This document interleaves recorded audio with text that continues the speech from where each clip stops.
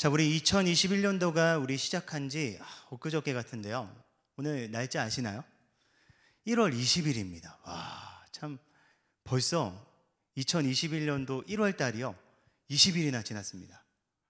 뭐 다 알고 계셨나 보나요? 저는 이렇게 날짜 보고 깜짝깜짝 놀랄 때가 있거든요.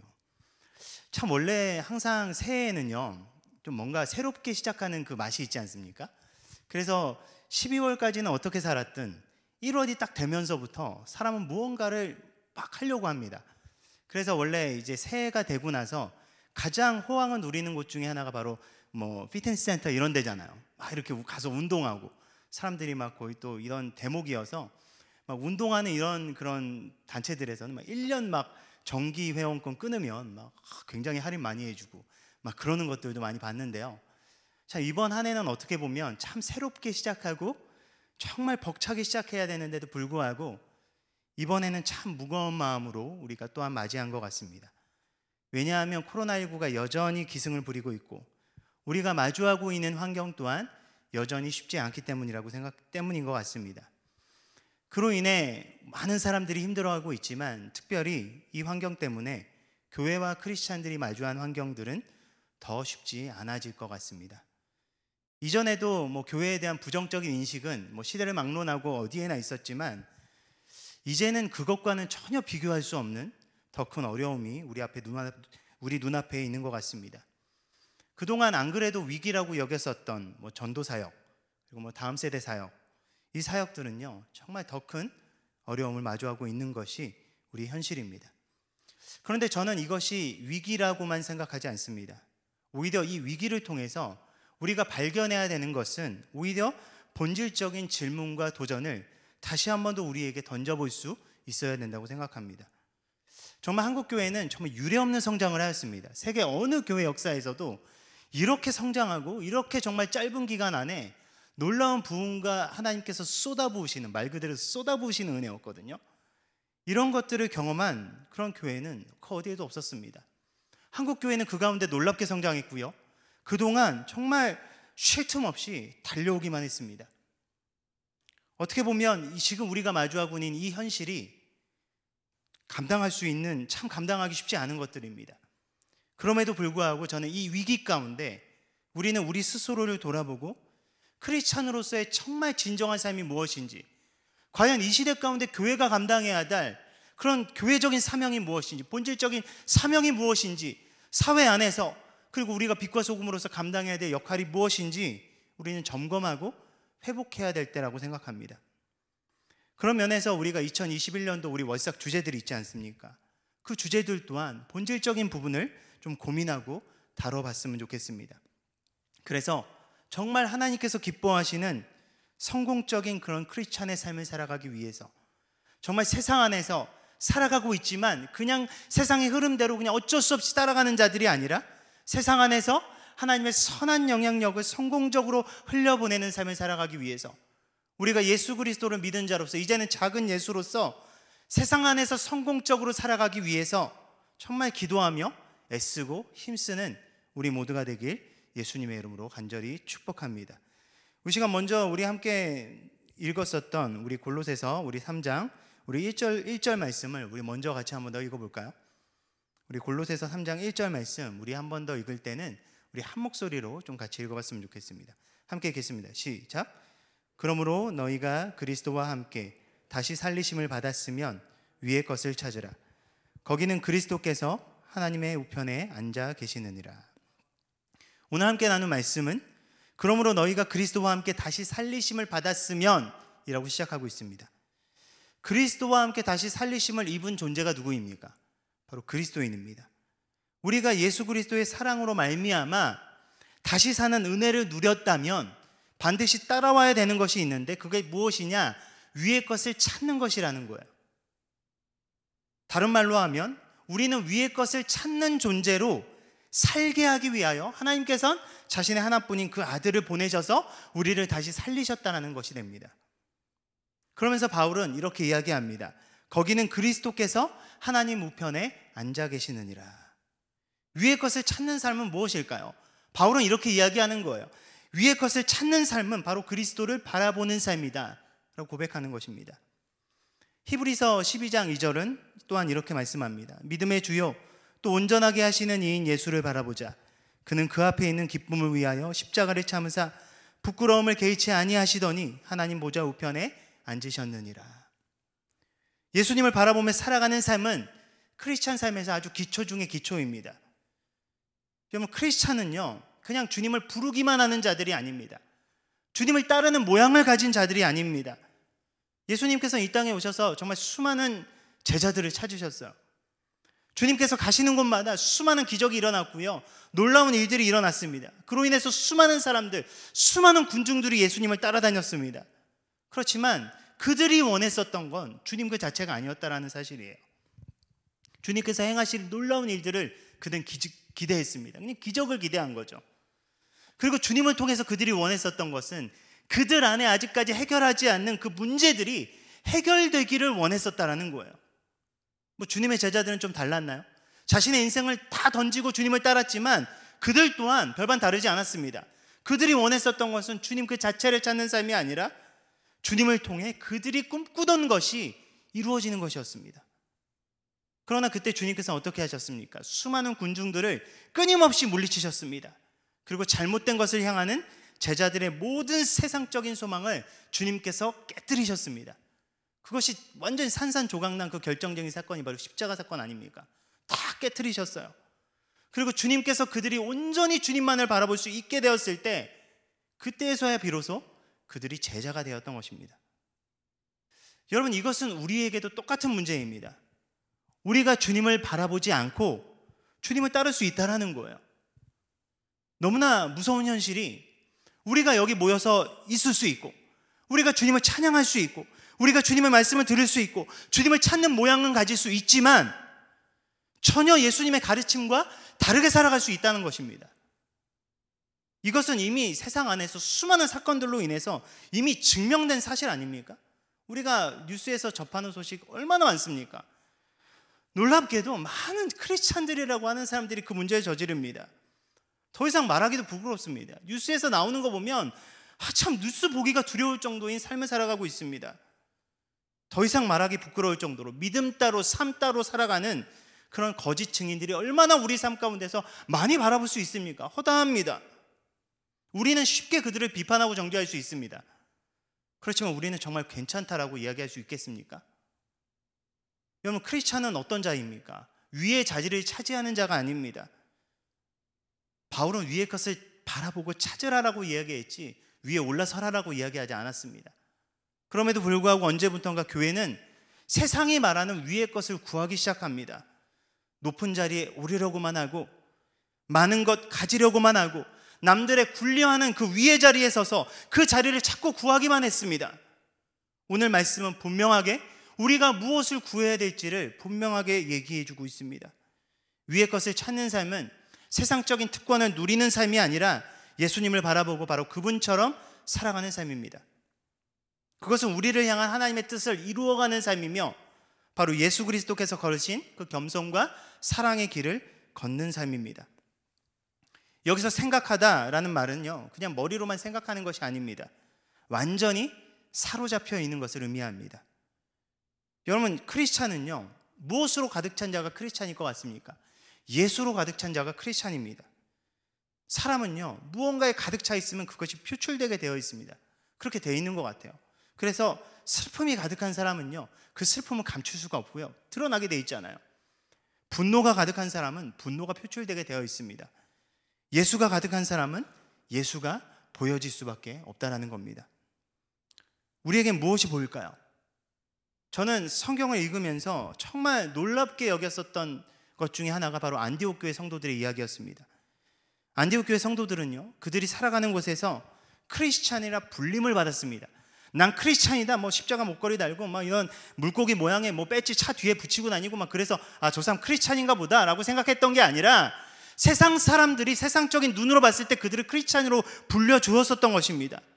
무엇인가요? 그들의 삶이 예수로 가득한 자들임을 그들의 삶에서 증명했다라는 사실입니다. 그런 면에서 우리가 고민해 봐야 되지 않을까요? 과연 우리의 삶은 무엇으로 가득 차 있습니까? 우리 교회는 예수로 가득 차서 예수가 드러나고 있습니까? 정말 한국 교회는 위의 것을 찾는 예수 공동체였습니까? 그래서 믿지 않는 자들의 시선 속에 과연 우리는 크리스찬이라 정말로 불림을 받을 수 있는 자격이 있습니까? 그렇지 않다면 무엇이 문제일까요? 위의 것을 생각하는 삶, 바로 예수 그리스도로 가득한 삶은 과연 무엇일까요? 바울이 그것에 대해서 구체적으로 설명하고 있습니다. 우리 함께 2절부터 3절 말씀 같이 한번 더 읽어볼까요? 우리 2절부터 3절 말씀 우리 한 목소리로 다시 한번 더 읽겠습니다. 함께 읽겠습니다. 시작. 위의 것을 생각하고 땅의 것을 생각하지 말라. 이는 너희가 죽었고 너희 생명이 그리스도와 함께 하나님 안에 감추어졌습니다. 위의 것을 찾는 삶은 위의 것을 생각하고 땅의 것을 생각하지 않는 삶이라고 사도 바울은 이야기합니다. 왜냐하면 우리는 죽었고 우리의 생명이 이젠 예수 그리스도 안에 있기 때문입니다. 우리 크리스찬들은 예수 그리스도로 인하여 다시 산 자들입니다. 우리가 예수 그리스도를 믿는다는 것은 이제는 그와 함께 죽고 이젠 그와 함께 살아가는 자들로 부름받았다라는 것을 의미합니다.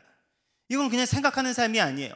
삶의 일부를 어느 정도 하나님 앞에 올려드리고 삶의 나의 그런 헌신이나 헌금이나 이런 것들을 일부를 떼어드리는 삶이 아닙니다. 나의 모든 것이 그분께 속하는 삶입니다. 그래서 바울은 로마서에서 이거를 연합이라고 이야기했던 것입니다. 우리가 받는 세례, 이것이 바로 이런 상징적인 그 연합의 의미입니다. 세례의 원어는 베프티조라는 말인데요, 이 베프티조라는 말은 완전히 물에 잠기다라는 뜻이에요. 원래 세례 자체가 이 침례에서 근원이 된 거잖아요. 침례를 받을 때 어떻게 합니까? 완전히 물에 잠깁니다. 그리고 이렇게 세우지 않습니까? 완전히 물에 들어가듯이 우리의 옛적 모습은 완전히 물에 잠기듯이 죽어 없어지는 것입니다. 그리고 다시 이렇게 세워짐으로 말미암아 새 생명을 얻은 그리스도인으로서 다시 한 번 더 태어나는 것입니다. 그렇기 때문에 이제는 우리가 육체를 가지고 있지만 예수 그리스도 안에서 다시금 살아있기 때문에 더 이상 이전처럼 살 수 없어서 이제는 육체를 가진 그 나의 삶의 목적과 삶의 방향과 모든 것이 바로 나를 위해서 자기 몸 버리신 예수 그리스도를 믿는 그 믿음 가운데 살아가는 것이 주님과 연합하는 삶이며 바로 크리스찬의 삶이라는 것입니다. 그것을 바울은 골로새서에서 위의 것을 찾고 위의 것을 생각하는 삶이라고 이야기합니다. 위의 것을 생각하고 찾으려면요, 더 이상 땅의 것을 생각하지 않는 삶을 살아가야 된다는 거예요. 그 삶에 대해서 바울은 골로새서 3장 5절부터 11절에서 이렇게 설명하고 있습니다. 우리 시간 좀 같이 한번 읽어볼까요? 화면에 나오는 대로 좀 같이 한번 읽어봤으면 좋겠습니다. 골로새서 3장 5절부터 우리 11절까지 말씀 우리 한 목소리로 읽겠습니다. 시작. 그러므로 땅에 있는 지체를 죽이라. 곧 음란과 부정과 사욕과 악한 정욕과 탐심이니 탐심은 우상숭배니라. 이것들로 말미암아 하나님의 진노가 임하느니라. 너희도 전에 그 가운데 살 때에는 그 가운데서 행하였으나 이제는 너희가 이 모든 것을 벗어버리라. 곧 분함과 노여움과 악의와 비방과 너희 입에 부끄러운 말이라. 너희가 서로 거짓말을 하지 말라. 옛사람과 그 행위를 벗어버리고 새 사람을 입었으니 이는 자기를 창조하신 이의 형상을 따라 지식에까지 새롭게 하심을 입은 자니라.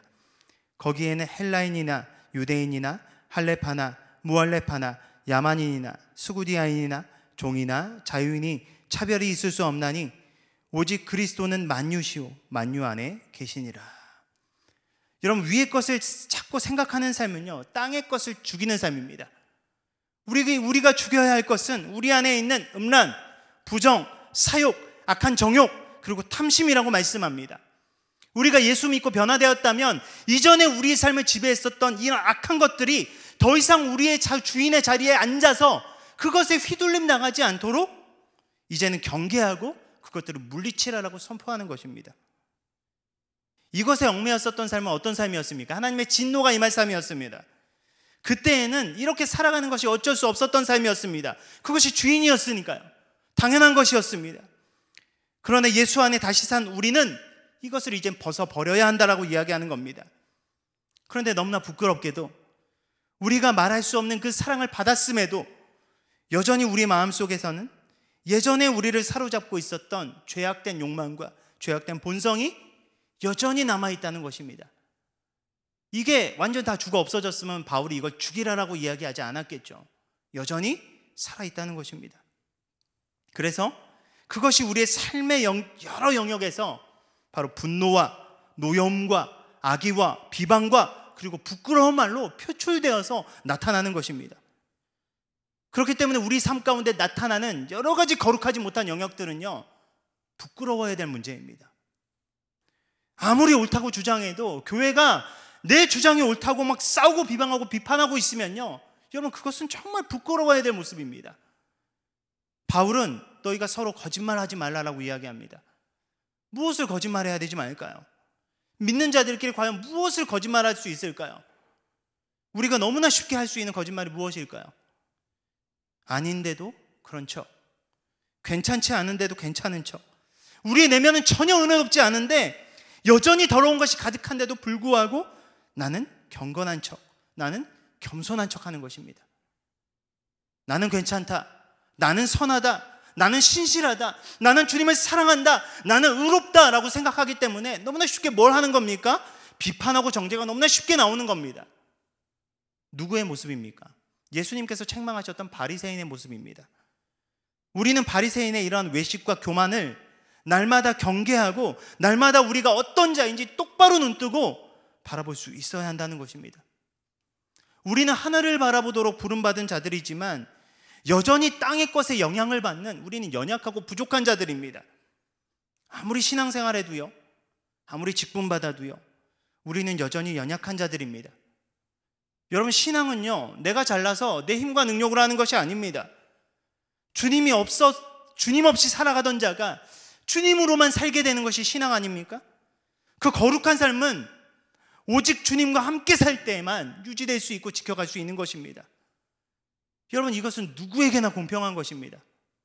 아무리 많이 배워도, 아무리 많이 헌신해도, 직분을 가지고 있든 경험이 많든 그것이 중요한 것이 아니라 바로 내가 여전히 예수를 붙들고 있느냐 아니냐로 결정된다는 것입니다.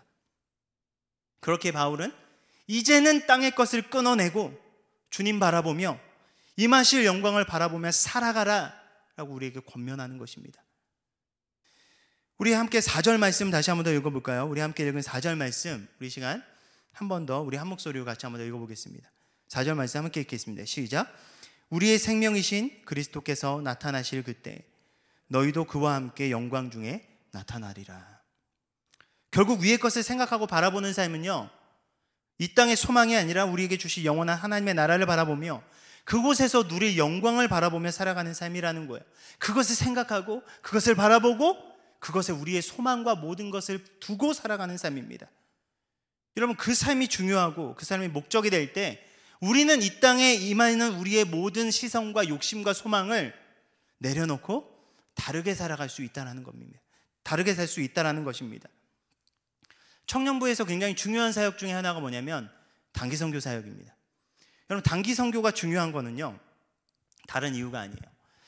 우리 코로나19 때문에 가장 아쉬웠던 것 중에 하나가 바로 우리 청년부에서 수련회를 가지 못하고 단기 선교를 가지 못한 거였는데요. 우리 2021년도에는 정말 좀 코로나가 좀 종식되어서 우리 청년부가 좀 다시 한 번 더 단기 선교 좀 나갔으면 좋겠어요. 그럼 단기 선교가 중요한 것은 뭐 청년들이 뭐 훈련 받아서 단기 선교 사역을 해서 중요한 게 아니에요. 청년들이 뭐 단기간 훈련 받아서 가서 얼마나 사역적인 보탬이 되겠습니까? 되죠.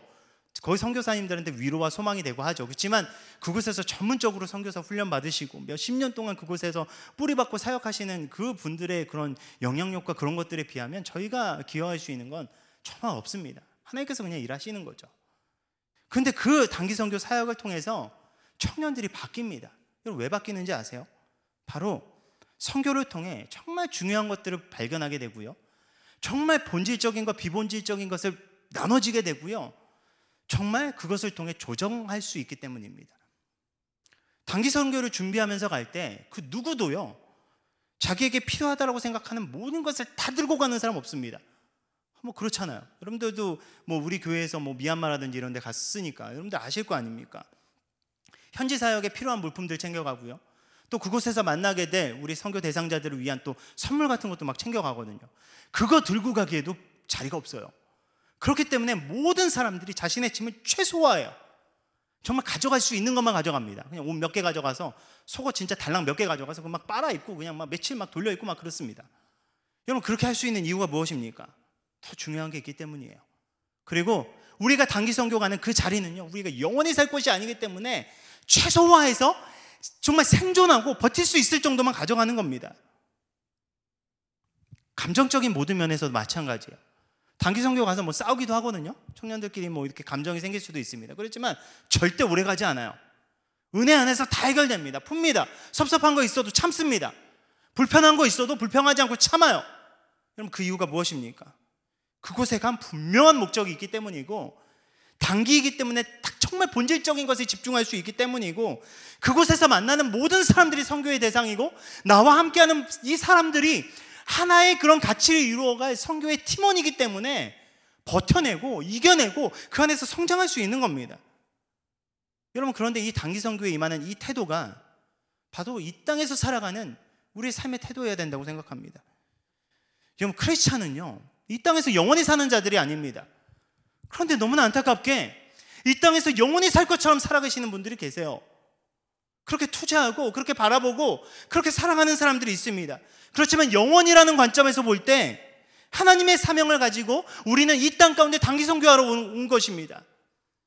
하나님의 영원한 약속의 나라를 바라보면서 그곳에서 영광스럽게 살아가기 위해서 이 땅에서는 하나님께서 우리에게 맡겨주신 그 충성된 사명을 감당하는, 그 충성된 삶을 살아가는 자들이 바로 크리스찬이라는 겁니다.